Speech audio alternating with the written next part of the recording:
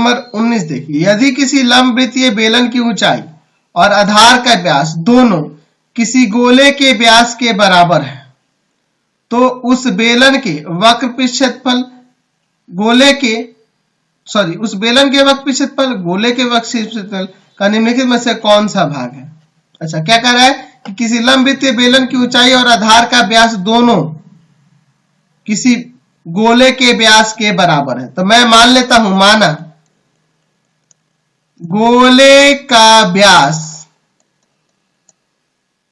d जो है बराबर में 2r है, तो गोले की त्रिज्या क्या होगी, गोले की त्रिज्या r हो जाएगी। तो गोले का वक्र पृष्ठफल, गोले का वक्र पृष्ठ क्षेत्रफल, वक्र पृष्ठफल तो वही होगा 4 पाई r स्क्वायर, 4 पाई r स्क्वायर। अब क्या कर रहा है आपके क्वेश्चन में कि बेलन की ऊंचाई और आधार के व्यास के बराबर है गोले का व्यास। गोले का व्यास जो है बेलन की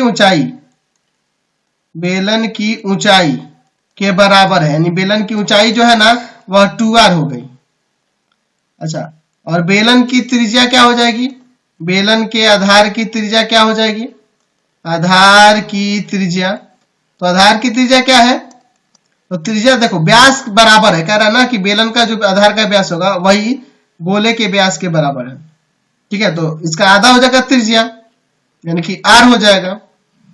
ठीक है, तो बेलन का वक्र पृष्ठीय क्षेत्रफल, वक्र पृष्ठीय क्षेत्रफल